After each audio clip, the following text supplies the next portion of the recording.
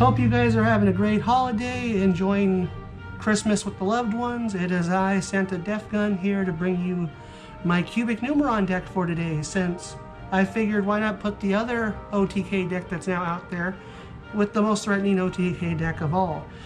So we start off with this deck profile with 3 Crimson Nova the Dark Cubic Lord.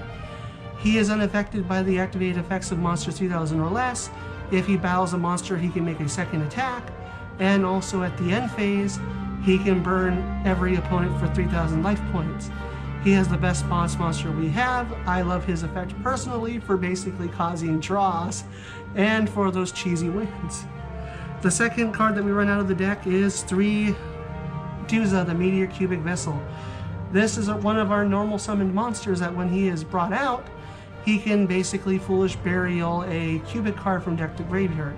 Also, if a monster card is sent to the grave during either turn, I can activate his effect to where he can gain 200 attack for each different named monster in my graveyard.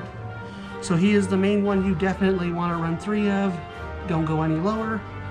Our next other summonable monster is Vijam the Cubic Seat. This little monster can be immune to battle. Also, if it is battled, you can choose to activate the effect and put him into the spell and trap card zone as a continuous spell to give the opponent a cubic counter, and monsters with the cubic counter cannot attack and their effects are negated.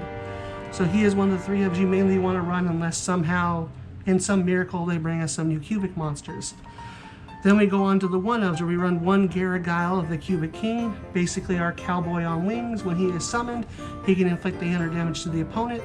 Also, if he were to destroy a monster by battle or survive the battle, you can send him to the grave to special summon up to 2 Vijam monsters from, I believe, the graveyard back to the field, and add one of the cubic monsters that are on the card effect. Then we run the other 2 big beat sticks of the deck for being level 4s. They can quietly pack a punch. We run 1 Buster Gundil, the Cubic Behemoth, and 1 Indiora Doomvolt, the Cubic Emperor. Buster Gundil can attack 3 times and becomes 3000 attack. Indiora Doomvolt, the same thing as Guiera Guile. When it is summoned, it inflicts 800 damage to the opponent, and it also gains 2400 attack. Both of these monsters, if they are sent or destroyed by opponent's card effect to the grave, you can essentially bring back 3 cubic monsters from the grave to the field, and then add 1 cubic card from deck or graveyard to the hand. So it's good for bringing one of them back or someone new, and they just keep on recycling the deck over and over again. Then the other 3 of which I am so happy to have in this deck now is 3 Numeron Wall.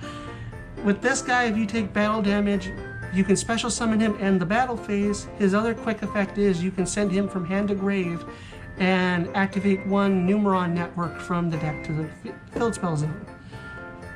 The next cards that we run 2 of is 2 Summoner Monks. He is our bread and butter of the deck. He works excellently well with Duza, the Meteor Cubic Vessel. You just ditch a Cubic Karma, special summon Duza. Duza sends the trap. You can link into combos and keep on going with the whole Duza trap. Or you can go into some of the Xyz that I run into this deck with. Then we move on to the spells. Let me get this out of the way. Sorry. I run 3 Cubic Wave. For this one, it gives our cubic monster double its attack, but it also halves the opponent's monster. Its secondary effect is you can banish it plus any number of cubic monsters from your grave to place cubic counters up to that number of monsters on the opponent's side of the field. Same thing as Vijam. If it gets a counter, it cannot attack and its effect's negated. Then one of the duo purpose cards that we have in this deck that we definitely run 3 of is 3 Cubic Karma. Its first effect is you can target 1 cubic monster and send any number of Vijam the Cubic Seed from hand and or deck to the grave to give that monster a permanent 800 attack boost, even if this card leaves the field. Its third effect is if it's in the graveyard, you can banish it to add 1 cubic monster from deck to hand. Its last effect, which is very rare to get off, is if a cubic monster is special summoned during the opponent's turn while you have this on the field, you can send Cubic Karma to the grave and have their life points. The next new of card that we run 3 of is Cubic Dharma. First effect is you can send 1 cubic card from your hand to grave to draw 1 card. Second effect is you can protect yourself from battle damage from cubics. Third effect is you can banish it from your grave to add 1 monster from your graveyard back to your hand. So let's just say if you needed a Crimson Nova from graveyard to hand, or if you needed the third piece for your Crimson Nova already in hand, the special summon it. The next card we run 3 of is 3 Foolish Burial Goods, because we have it for Cubic Wave, Cubic Karma, and Cubic Dharma. This is the card that also works if you have duplicates for Summoner Monk. You can just ditch one of these. Then we go off to the Numeron engine with Numeron Networks. With this card, you can basically send Numeron Calling to special summon from 1 to 4 Numeron monsters to the field, but you only get that 1 extra summon for the turn when you use that effect. The next card we run 2 of is Numeron Calling. This is the card that works with the Numeron Network. In order to get Numeron Network to work, you have to send a Numeron Calling from your deck to the grave in order to special summon the little monsters that cannot be killed. Then the card we run 2 of is Memories of Hope. I need to give this deck some draw power since this build does not run at Pot of Extravagance. It kind of hurt me for not having those. But with this card, let's just say if you have 4 of the Numerons, you get to draw 4 extra cards because they're different numbered and different name, I believe. So then we go into the traps with 3 Unification of the Cubic Lords. With this one, if a Cubic monster just leaves the field in general by battle, by card effect, if it is face up, I get to special summon another Cubic monster from the deck to the field, and it is protected from battle for that turn. Its other effect is you can use it to fusion summon Crimson Nova Trinity, but since this build doesn't rely on that, we don't use it for that effect.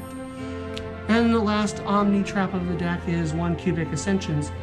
With this one, if the opponent declares an attack, you can activate it, force them into special summoning a Vijam and attacking into it for battle. Its other effect is if I think you're below 2,000 life points, you can special summon another Vijam and automatically have them forcefully attack into it. And with that, guys, that is it for the main deck at a crisp 40 cards. We then go into the extra deck with the 1 Numeron Chaos Gate Sunya. He is the one that we get to overlay on top of the first gate, and essentially when it is brought out, it banishes all other monsters on the field. And then I guess during the next standby phase of the turn that he was banished, he comes back, and if so, he inflicts damage up to the number of Xyz monsters that were banished by this effect times 1,000. Then we go off running the next Numeron Gate 1, Numeron Gate 2, Numeron Gate 3, Numeron Gate 4. Basically with these guys, they cannot be destroyed by battle, and also if you were to detach a material, which because of Numeron Network, it's like an invisible, X overlay token, so where you can just keep on attacking with them, and for each one that they do damage with, and they detach, they gain a double attack. So from, it would be 2, 4, 6, 8, it'd be the OTK potential. The next main beat stick of the deck we run is Infinitrack Fortress Megaclops. With this one, it takes 3 Xyz to make, and he is unaffected by any monster effect besides of Xyz. He has a whopping 4,000 attack, and his other effect is, let's just say if we had Utopic Zexal in the grave, we can target Zexal in the grave and then choose one of the opponent's monsters they have on field and attach it to him as a material to give us more locking power. And then the boss of the extra deck is Utopic Zexal, of course. For him, we use him for locking out purposes to the opponent, and then we try to OTK with Crimson Nova the next turn. But him and Infinitrack Megaclops are our main beat sticks for the extra deck.